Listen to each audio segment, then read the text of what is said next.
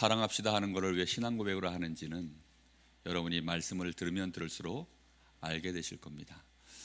우리 고백하겠습니다. 우리 사랑합시다. 우리 사랑할까요? 하나님이 나를 사랑하십니다. 그 증거가 그리스도 안에 가득합니다. 성령 충만 받으면 알게 됩니다. 제 얼굴 표정이 나날이 발전하는 것 같아요. 이 고백을 하는데 얼굴에 화색이 돌고 진심이 느껴지고, 근데 저만 그런 것이 아니라 우리 성도님들 얼굴도 보니까 이제는 이 고백을 드리는데 눈빛에서, 입술에서 자연스러움과 평안함과 감격이 조금씩 회복되어지는 것을 봅니다. 정말 그 축복 그대로 다 사랑하는 그리스도의 증인 다 되시기를 예수님의 이름으로 축복합니다. 오늘 이 본문의 말씀은 참 축복된 말씀입니다. 몇 번을 말씀드리지만 많은 성경학자들이, 또 성경을 좀 안다고 하시는 분들은 이구동성으로 오늘 이 본문의 말씀은 성경 66권의 가장 보석과도 같은 말씀이다, 이렇게 얘기합니다. 성경 전체가 다 보석과도 같은 말씀인데 특별히 로마서가 정말 보석 중에 보석이다. 그런데 특히 이 로마서 8장은, 이제 로마서가 예를 들어서 우리가 반지가 있다면 반지의 이렇게 고리의 부분이라면 로마서 8장은 거기에서 빛나는 뭐와 같을까요? 다이아몬드와 같은 것이다. 그렇게 표현하는 것이 로마서 8장입니다. 그런데 오늘 감사하게도 세례를 받는 분들이 이 말씀 속에서 오늘 세례를 받게 되어졌습니다. 오늘 세례 받으시는 분들은 이 본문의 말씀을 평생의 언약으로 붙잡으시기를 예수님의 이름으로 축복합니다. 얼마나 그 세상 말로 운빨이 좋으신지 어떻게 이 말씀이 얻어 걸렸습니까? 정말 성경의 가장 이 하이라이트가 되어지는 이 말씀이 오늘 세례받는 분들의 언약이 되어진 것입니다. 일부러 맞춘 것도 아닌데 이렇게 되어진 것은 하나님의 특별한 은혜가 여러분에게 있고 또 함께하는 우리 성도들에게 있음을 고백합니다. 자, 오늘 육신의 생각과 영의 생각, 정말 이거 여러분 잘 구분할 줄 아시면 일생을 흔들림 없이 하나님 앞에 응답받고 인도받는데 부족함이 없을 줄 믿습니다. 로마서 8장만 있어도 많은 학자들이 그럽니다. 성경 66권이 만약에 다 없어지더라도 혹시 로마서 8장만 남아있다면 구원받는데 부족함이 없고 구원받은 하나님의 자녀로 살아가는데 부족함이 없다 할 만큼 로마서 8장의 말씀은 그 정도로 정말 66권의 집대성과도 같은, 가장 보석과도 같은 말씀입니다. 그런데 그 안에서 너무 중요한 두 단어가 나오는데 그게 육신의 생각과 영의 생각이라는 것입니다. 그럼 오늘 이 말씀을 이해하기 위해서는 먼저 8장 1절에 나오는 이 말씀입니다. 그러므로 이제 그리스도 예수 안에 있는 자에게는 결코 정죄함이 없나니. 여기서 말하는 이 그러므로가 바로 로마서 1장부터 시작해서 7장까지의 모든 것을 너희가 이제 읽고 들었으니 그 증거의 바탕 위에서 그 결과로 그러므로라고 말씀하고 있는 것입니다. 그래서 우리는 도무지 우리의 힘과 능력으로는 구원받을 수 없는, 우리는 억만죄인입니다. 완전히 죄 아래 노예되어 있는 우리들, 하나님 보시기에는 절대 소망도 없고 희망도 없는 그런 우리가 그리스도 예수로 말미암아 죄 사함을 받고 우리의 모든 죄가 깨끗이 사함을 받은 줄 믿습니다. 그리스도 예수의 피 흘리심으로 말미암아 이제는 하나님과 내가 화목되어져서 내가 하나님의 자녀가 될 뿐만 아니라 하나님이 나를 보시고 너는 의롭다, 다른 말로 너는 옳다. 하나님이 나를 보고 뭐라고 하신다고요?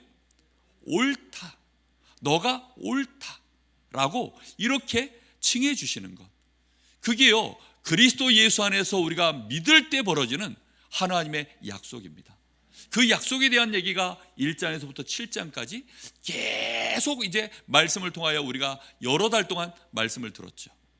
그래서 그 결과로, 그러므로 이제 그리스도 예수 안에 있는 자에게는 결코 뭐가 없어요? 믿으십니까? 정말 여러분 이 사실 앞에 내 마음을 활짝 열고요, 아멘 하셔야 됩니다. 정말 이것은요 너무나 뿌듯한 일이고 너무나 감격스러운 일입니다. 만약에 지난주에 보니까 한 정치인이 무죄 판결을 받았더라고요.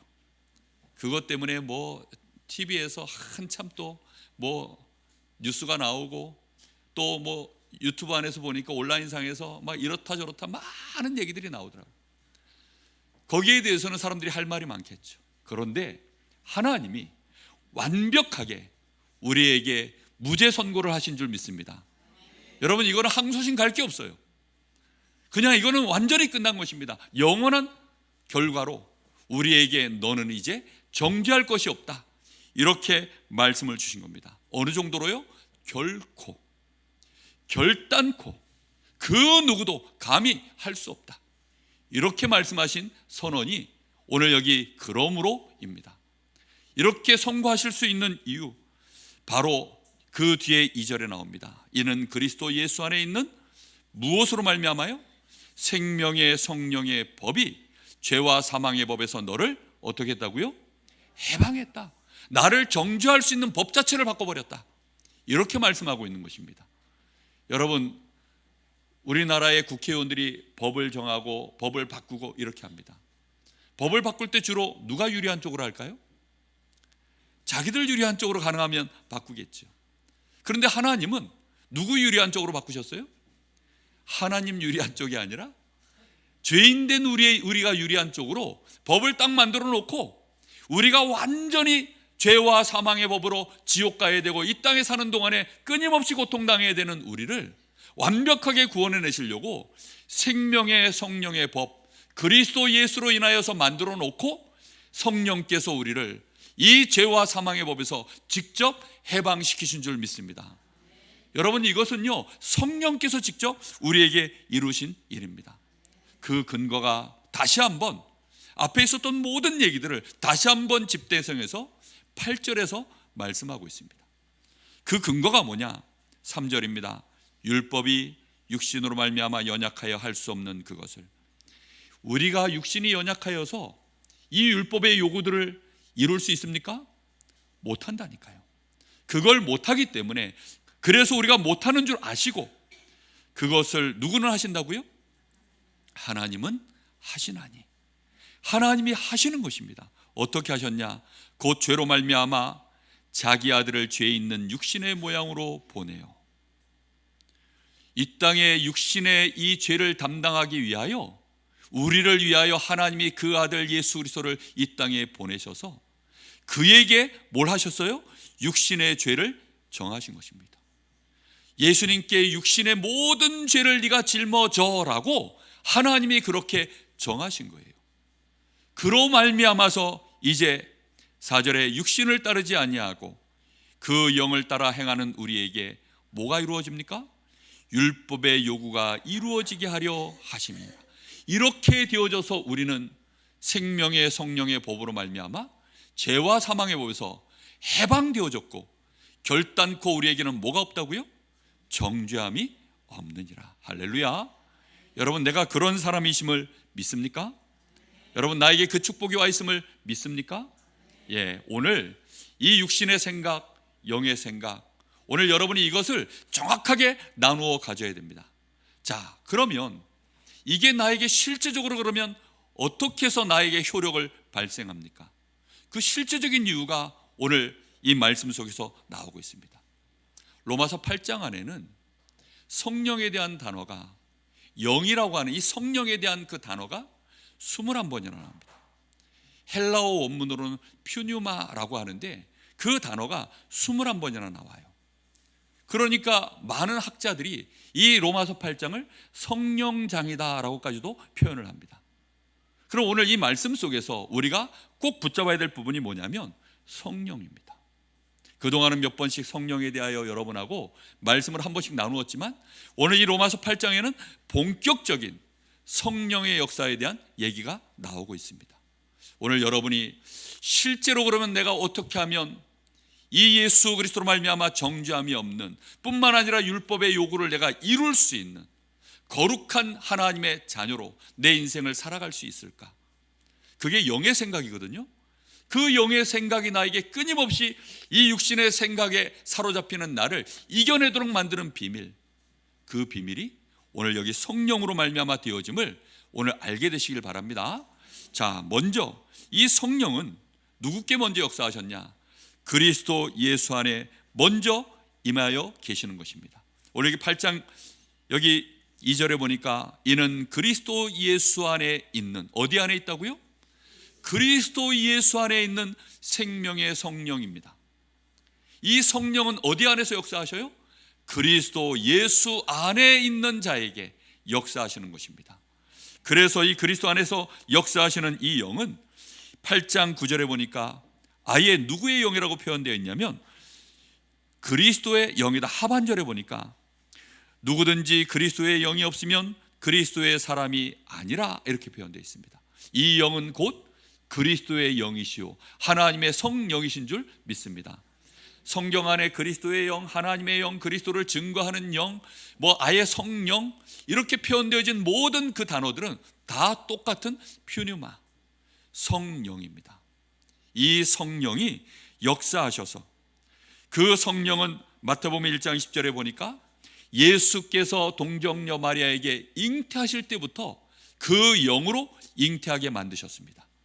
뿐만 아니라 이 영은 예수께서 침례를 받으실 때 세례 요한에게 침례를 받고 그 물에서 올라오실 때 하늘에서 비둘기같이 주의 성령이 직접 주님께 임하신 바로 그 성령입니다.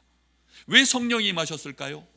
우리 주님도 여전히 연약한 육신을 갖고 있기 때문에 성령이 임하지 않고서는 그리스도의 이 어마어마한 사명을 감당해낼 수가 없는 것입니다. 그래서 그 영이 비둘기같이 먼저 성령이 우리 주님께 임한 것입니다. 마태복음 4장에 바로 가서 보시면 그 뒤에 또 성령께 이끌리어 마귀에게 시험을 받으려고 예수님께서 광야로 나가셨다라는 말씀이 곧이어 나옵니다. 성령에 대한 말씀을요, 여러분 요즘 나오는 성경 앱 속에 검색창에서 성령이라고 딱 치시면 정말 그냥 성령이라는 단어만으로도 한 200개가 뜹니다. 구약부터 시작해서 신약까지 다른 하나님의 영, 하나님의 신 이런 식으로 검색을 하면요 몇백 개가 되어질지 셀 수가 없어요. 근데 성령이라는 단어로만으로도 쳐도 그 정도가 뜹니다. 다시 말하면 성경 안에 하나님의 역사를 진행해 나가시는 그 모든 중요한 순간순간마다 누가 개입하신다는 겁니까? 성령이 직접 개입하신다는 것입니다. 여러분, 그래서 예수께서 그리스도의 일을 감당하실 때 공생애를 시작하시기 이전부터 그 잉태되실 때부터 먼저, 아니 구약에서부터 이 그리스도의 이 언약을 이뤄나가는 그 모든 여정 속에 성령이 직접 역사하셨고, 이제 예수께서 잉태하실 때도 성령이 역사하셨고, 예수님의 공생애가 시작되어질 때도 성령이 임하셨고, 마귀의 권세를 꺾는 일을 시작하실 때도 성령이 임하셔서 마귀가 떠나가고 주의 천사들이 나와 수종을 들더라. 이 모든 일이 성령의 역사로 일어난 줄 믿습니다. 특히 현장에서 예수님이 병든 자, 가난한 자, 특히 귀신 들린 자 이런 사람들을요 주께서 고쳐내실 때 저 바리새인들이 와서 저 귀신 들려가지고 저 바알세불 귀신의 왕의 힘을 입어가지고 저렇게 역사하는 거 아니야? 이렇게 얘기하셨을 때 예수님이 직접 하신 말씀입니다. 내가 만일 하나님의 성령을 힘입어 귀신을 쫓아내는 것이면 이라고 말씀합니다. 너희에게 이미 하나님의 나라가 임하였느니라. 여러분, 귀신을 쫓아내실 때도 누구의 역사로 말미암아 예수님이 쫓아내셨다고 말씀합니까? 성령으로 쫓아내셨다라고 말씀하고 있습니다. 자, 그렇다고 한다면 이 말을 계속 이어나가면 오늘 세례식을 못해요. 성령 얘기만 계속하면. 그래서 이 정도에서 접고 그 뒤에 얘기를 조금 더 해보겠습니다. 요한복음 14장 26절에는 감사하게도 이 성령은 예수님께만 머물러 있는 것이 아니라 예수의 이름으로 우리 주님께서 보내시겠다라고 말씀하셨습니다. 할렐루야. 누구에게 보냅니까? 바로 예수 믿는 우리에게 보내시겠다라고 말씀하신 성령입니다. 15장 26절에는 예수가 보낼 보혜사 성령이라고 표현되어 있습니다. 또 요한복음 16장 13절에는 우리를 진리 가운데로 인도하실 진리의 영이시다라고 말씀하고 있습니다.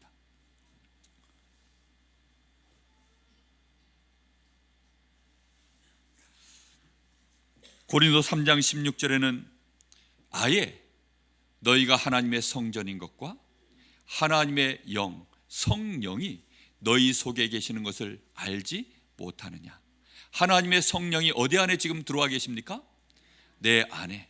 그래서 내가 뭐가 되었다고요? 성전이 되었다. 이렇게 성령의 직접적인 역사로 말미암아 되어지는 것입니다. 아예 마지막 순간에도 예수님 말씀하셨어요. 승천하시기 마지막 그 직전에 오직 성령이 너희에게 임하시면 너희가 뭘 받고? 권능을 받고. 여러분, 성령의 실제적인 역사 믿으십니까? 내가 예수 믿게 된 것 누구의 역사입니까? 성령의 역사입니다. 내가 믿은 게 아니에요. 내가 힘써서 내가 애써서 내 지식으로 믿은 것이 아니라 누구로 말미암아? 성령의 실제적인 역사로 말미암아 이렇게 되어진 것입니다.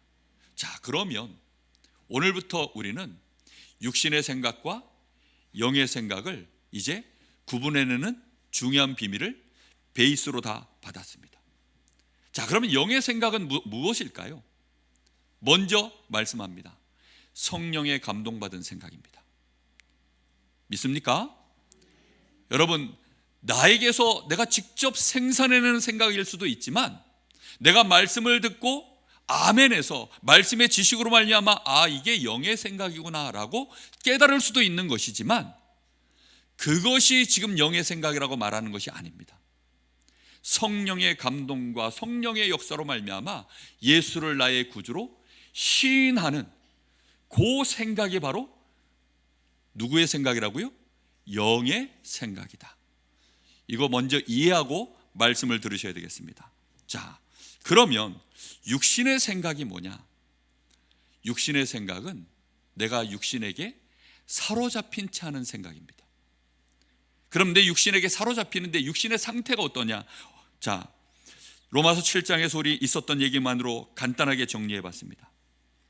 선행이 가능합니까? 불가능합니까? 우리의 육신의 상태는 선을 행하는 것이 없다. 맞지요? 아멘 하시기 바랍니다. 아멘입니다. 참 야구르지만 아멘입니다. 축구 선수에게 발이 없는 것과 똑같은 것입니다. 그러니 얼마나 야구릅니까? 그게 우리의 상태입니다. 뿐만 아니라 그래서 우리는 어떤 상태라고요? 전쟁에 나갔는데 전쟁에서 결국은 져서 포로가 된 상태, 완전히 포로가 돼서 망한 상태. 오호라, 나는 곤고한 사람이로다. 그래서 어디에 묶여 있어요? 사망의 몸에 내가 얼굴, 눈, 코, 입 마주보고 묶여 있는 상태. 지난주에 그 끔찍한 얘기를 잠깐 했죠. 그 상태. 그래서 나는 뭐를 섬깁니까? 이 육신이 죄의 법을 섬기고 있는 상태. 그러니 얼마나 무기력하고 힘없습니까? 그래서 우리가 육신에게 사로잡혀 버리면 그때부터 우리의 생각은 주로 뭘로 올라오죠? 육신 기준으로 모든 생각이 다 올라오는 것입니다. 그럼 육신의 생각은 나를 평안케 할까요? 죽게 할까요? 죽게 만드는 것입니다.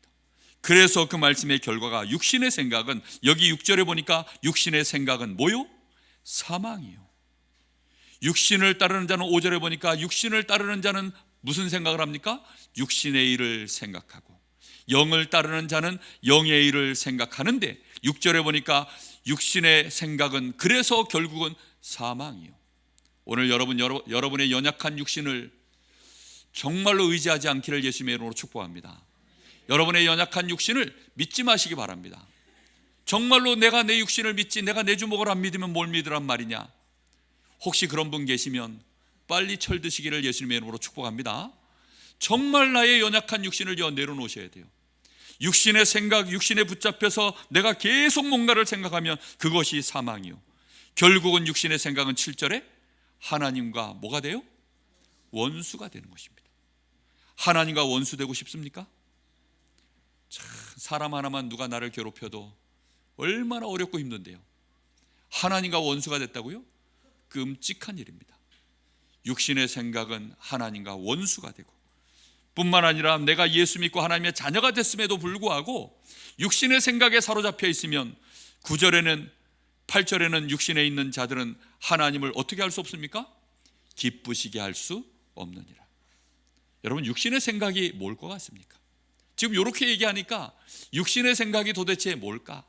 맨날 죄 짓는 생각하는 것이고, 맨날 음란한 생각하는 것이고, 맨날 뭐 내가 주일날 예배 안 드리고 놀러 가는 생각하는 것이고, 11조도 떼먹고 헌금도 안 하고, 이게 육신의 생각일까요? 맞아요. 그것도 육신의 생각입니다.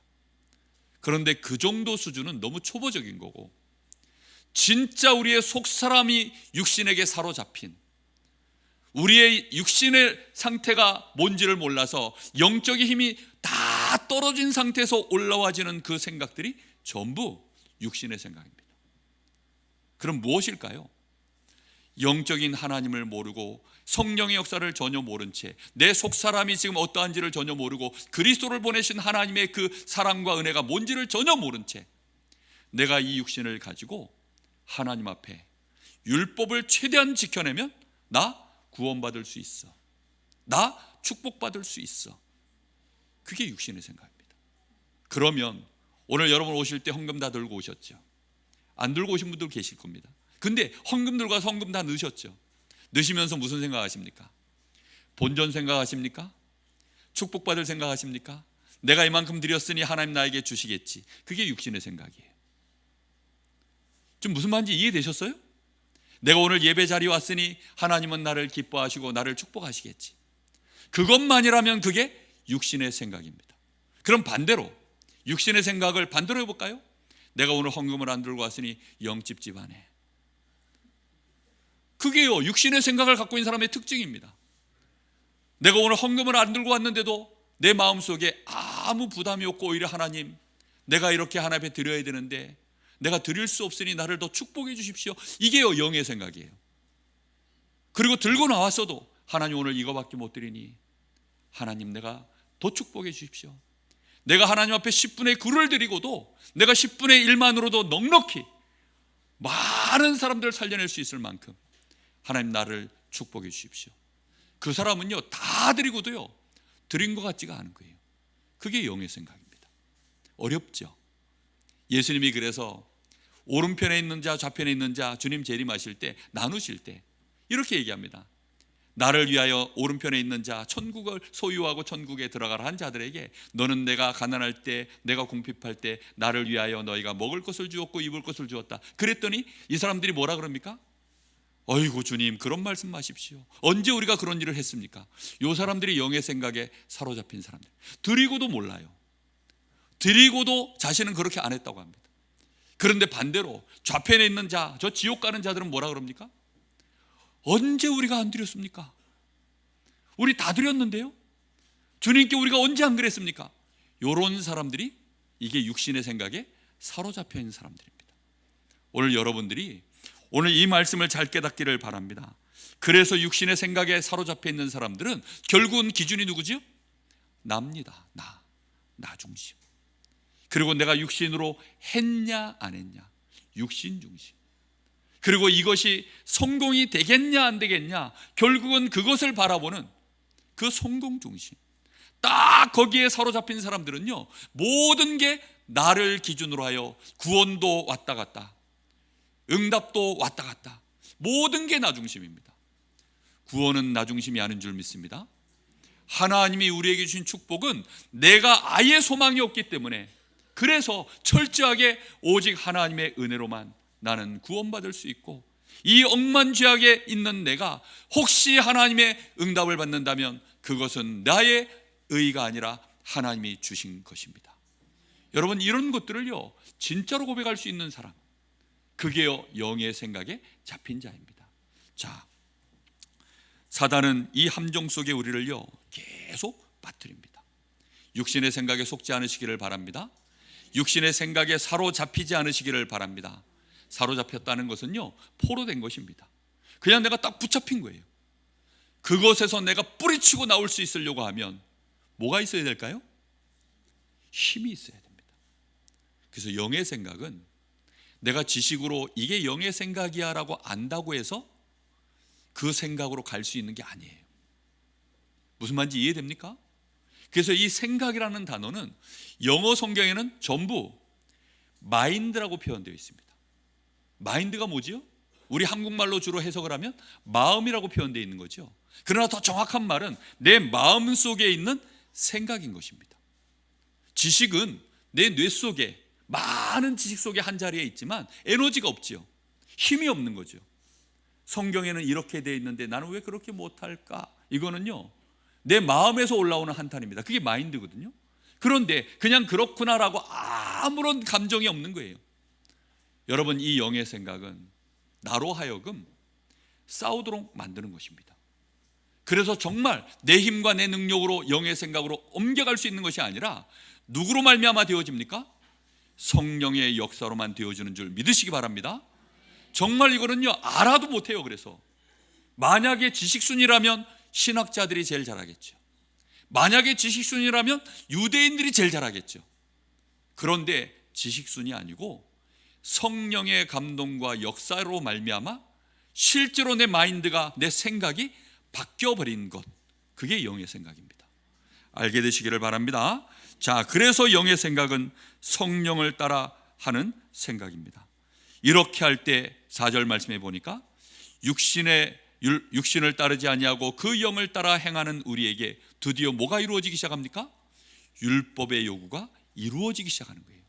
겉사람의 행함만 있는 것이 아니라 행하기 전에 어디서부터 먼저 그 율법의 요구가 내가 이루어지기 시작합니까? 내 속사람부터요. 내 속에 누구를 미워하던 것이 이제 미워하지 않을 수 있는 힘이 생깁니다. 내가 도무지 이해해 줄 수 없었던 사람이 드디어 내 마음속에서 수용이 되기 시작합니다. 하나씩 내 속에서 변화가 일어나기 시작해요. 누구만 보면 나도 모르게 비판을 하고 막 미워 죽겠고 막 원수 같아서 이를 갈던 그 사람이요, 내 속에서부터 이 영의 생각이요 올라오기 시작하는 거예요. 그러면 안 되지. 내가 왜 그러고 있지?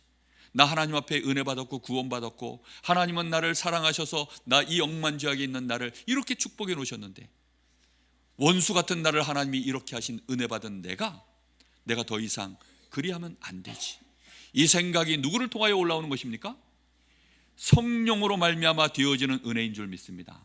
그래서 이것이요 우리에게 율법의 요구를요 겉으로 드러나기 전에 저 사람을 향하여 내가 화해의 손을 내밀거나 아니면 원수된 그를 위하여 내가 조용히 그를 위하여 헌신하는 일을 시작하기 이전에, 내가 하나님 앞에 헌금을 들고 나오기 이전에 내 마음에서 먼저 하나님 너무 감사합니다.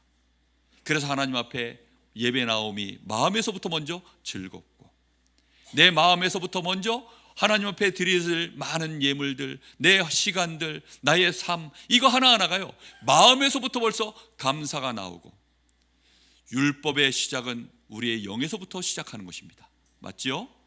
행함은 결과로 나오는 것입니다. 그래서 이 율법의 요구가 이루어지도록 만드는 것이 영을 따라 행하는 생각이십니다. 뿐만 아니라 그래서 5절에 육신의 일을 따르는 자는 육신의 일을, 영을 따르는 자는 영의 일을 생각하나니, 그래서 성령의 역사를 자꾸만 기대하고 기도하는 사람이 되어지는 것입니다. 6절에 보니까 이 영의 생각은, 그래서 결과가 어떻게 벌어집니까? 영의 생각은 생명과 평안이니라. 당장 무슨 일이 벌어지진 않아도 이게요 생명이 자라나는 거예요. 내 이 생명이 점점점 강해지는 것입니다. 여러분, 어린아이들은 유혹을 쉽게 못 이깁니다. 그죠? 예전에 마시멜로 이야기라는 것이 있었는데 그 마시멜로 이야기가 다른 게 아니에요. 그 유럽의, 미국의 아이들이 가장 좋아하는 그 과자가 마시멜로라고 합니다. 달달한 이 스펀지 같은 그런 과자 아닙니까? 그거를 아이들한테 주는 거예요. 그리고 실험을 하는 겁니다. 10분만 참아주면, 마시멜로 하나씩 주고 10분만 참아주면 10분 뒤에 10개를 더 줄게. 근데 그걸 참아내는 아이가 있고 못 참아내는 아이가 있어요. 그래서 나중에 이제 한 10년 뒤, 20년 뒤에 보니까 못 참아낸 아이들은 그냥 그저 그런 인생을 살았고, 그걸 잘 참아낸 아이들은 성공하는 인생을 살았다라고 하는 그 내용이 마시멜로 이야기입니다. 여러분, 그것은요 육신적인 잠깐의 실험인데 우리가 영을 따라 가는 것 쉬울까요? 어려울까요? 이거 정말 어려운 일입니다. 그래서 이것은 자라나야 돼요. 당연히 어른들은 야 이거 뭐 10분 참으면 되지, 조금 있다 그래서 10개 받아야지, 그렇게 하잖아요. 그런데 어린아이들은 그게 안 된다니까요. 이 생명이요 영의 생각을 해야만 자라납니다. 성숙해집니다. 어른이 됩니다. 강해집니다. 그래서 이 죄의 이 율법에 나도 모르게 육신에게 사로잡히는 이 생각을 내가 풀어버릴 수 있는 힘이 생겨나는 것입니다. 그래서 내 마음속에 평안이 임하기 시작해요. 이 놀라운 은혜를 누리시기 바랍니다. 뿐만 아니라 11절에 예수를 죽은 자 가운데서 살리신 이의 영이 너희 안에 거하시면, 우리 주님을 죽은 자 가운데서 살리신 이의 영이 어디 안에 거한다고요? 우리 안에 거하시는데, 그리스도 예수를 죽은 자 가운데서 살리신 이가 너희 안에 거하시는 그의 영으로 말미암아 모두 살려요? 너희 죽을 몸도 살리시리라. 이게요 하나님이 우리에게 주신 어마어마한 은혜인 것입니다.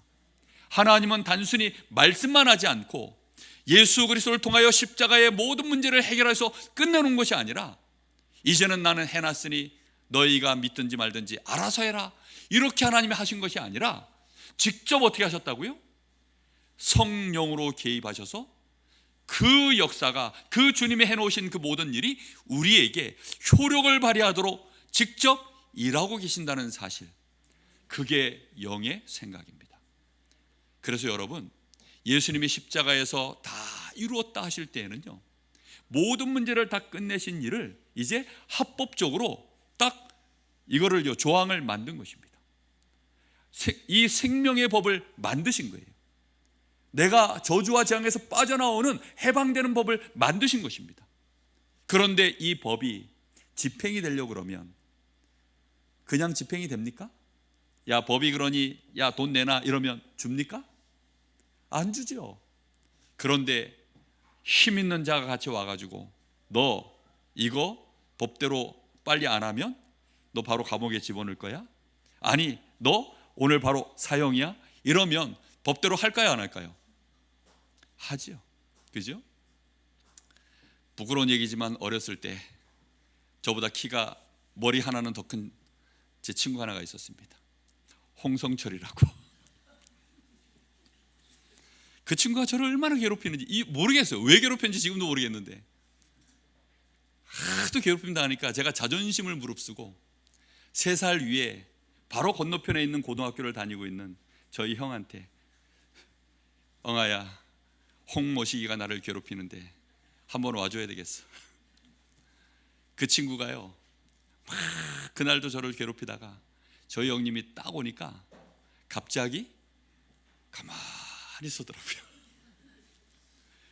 무슨 얘기 하려는지 이해되십니까? 생명의 성령의 법이 죄와 사망의 법에서 나를 해방시키는 비밀이, 죄가 나에게 싸납게 막 나를 두드러 패고 있는데 누가 슬그머니 나타나셨어요? 그리스도 예수의 이 언약을 다 그대로 법조항을 들고 얘는 예수 믿어, 여기에 도장 찍은 아이야, 그러고서는 성령이 옆에 딱 오시는 순간 이 죄가 어떻게 해요? 부동자세로 딱 서는 것입니다. 그리고 냅다 기회를 봐서 도망가는 것입니다. 여러분 이게요 성령의 역사로 말미암아 우리 안에서 벌어지는 영의 생각입니다. 결론입니다. 그러면 영의 생각, 자 3절로 가겠습니다. 3절의 그 가운데 말씀이 아주 중요합니다. 율법이 육신으로 말미암아 연약하여 할 수 없는 그것을 우리는 맨날 육신이 약해서 저 죄의 법, 저 마귀 새끼보다 머리가 하나는 더 작아서 우리는 힘이 없어가지고 맨날 두드려 맞던 우리가 누가 하시나니? 나는 못하는데 하나님은 하시나니. 하나님은 하시나니. 할렐루야. 하나님이 하셔가지고 죄로 말미암아 나는 할 수 없는 그것을 자기 아들을 통하여서 죄의 모든 문제를 끝내버리신 줄로 믿습니다. 여러분, 이 사실을 우리는 믿는 것입니다. 이게 성령의 감동으로 내 안에 올라오는 마음입니다. 여러분, 이 마음 여러분 누리셔야 됩니다.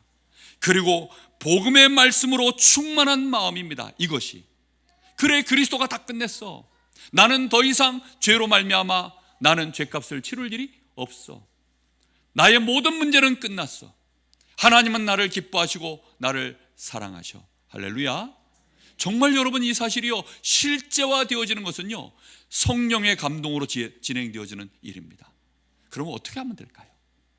이제 성령의 감동받는 시간을 가지셔야 되겠죠. 무슨 말인지 이해됩니까? 그럴 줄 알았어. 결국은 뭘 하라는 거잖아. 여러분, 이게요 그런 거예요 결국은. 그런데 여러분, 버튼 하나 누르는 수고는 하셔야 돼요. 무슨 말인지 이해됐습니까? 정말 나는 이제 성령 충만 받기를 원합니다. 요 고백 한마디 못합니까? 그것도 못하면 하나님 자녀가 아닙니다. 왜요? 성령의 감동으로 말미암아 우리는요 영의 생각을 기본적으로 이제는 소유하게 됐다니까요. 그래서 이제 오늘 말씀 속에서 이제는 내 힘으로 하는 것이 아니구나, 내가 싸워가지고 이건 육신의 생각이고 이건 영의 생각인데 나는 왜 영의 생각을 못하나, 이런 것이 아니라 그 자체도 육신의 생각이라니까요. 누구의 힘을 빌려야 돼요? 성령의 역사, 성령의 충만함을 내가 받아야만 실제로 이겨내는 사람이 되는 것입니다. 이해되셨습니까? 그래서 말씀을 묵상하십시오. 말씀을 묵상하면 그 말씀 자체가 우리의 영의 양식입니다. 묵상은 그래서 뭐라 그랬죠? 먹고 또 먹고 먹고 또 먹고, 계속 먹는 것이 아니라 어떻게 하라고요? 먹고 씹고 삼키고, 다시 그 자반에서 먹고 씹고 삼키고, 되새김질입니다. 요즘 한국 사회가 많은 신자들이 소화불량에 걸렸어요. 유튜브에, 인터넷에 좋다는 목사님들 말씀이 너무 많으니까 뭐 이 목사님 말씀도 좋고 저 목사님 말씀도 좋고, 거기에 비하니까 우리 목사님 말씀은 약간 부족한 것 같고, 그러니까요 말씀의 소화불량이에요. 맨날 맛있는 음식 실컷 먹다가 그러면요 소화가 하나도 안 된 것입니다. 살만 드릭드릭 찌지 실제로 하나도 소화가 안 된 거예요. 건강해지질 않습니다. 힘이 생기지 않습니다. 자라나지 않습니다. 여러분, 주일날 하나님이 강단에서 주시는 말씀, 그거 딱 붙잡고, 그래 이번 주에는 영의 생각하려면 성령 충만 받아야 되는 것이구나, 딱 그 말씀 딱 붙잡고 계속 묵상하세요. 그럼 그 자체가 나를 살릴 줄로 믿습니다. 나에게 양식이 되어져서 나에게 능력으로, 에너지로 나와지게 되어 있습니다. 그리고 직접적으로 기도하는 것입니다. 성령의 충만함을 주옵소서. 다른 기도 아예 하지 마세요. 그냥 성령의 충만함을 주옵소서라고 계속 기도하면 하나님이 나에게 힘을 주셔서 영의 생각이 육신의 생각을 이기게 만드는 줄 믿으시기 바랍니다. 여러분, 그 체험을 꼭 해보세요.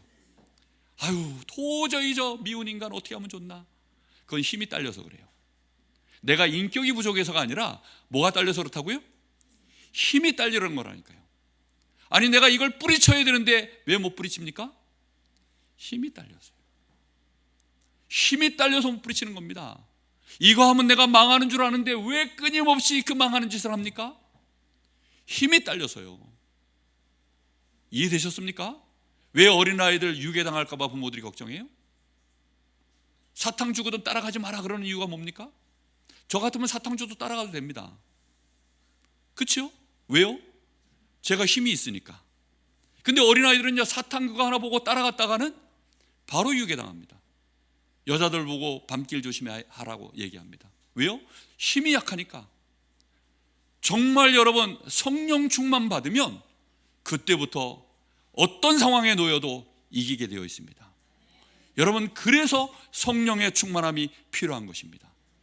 정말 여러분 자신을 영의 생각으로 이번 한 주간에 살아낼 수 있는 그 영의 생각이 시작되기를 예수님의 이름으로 축복합니다. 자, 우리 합심해서 같이 한번 그러면 기도하겠습니다. 하나님, 더 이상 육신에 사로잡혀 육신의 생각에 끌려다니지 않게 하여 주옵소서.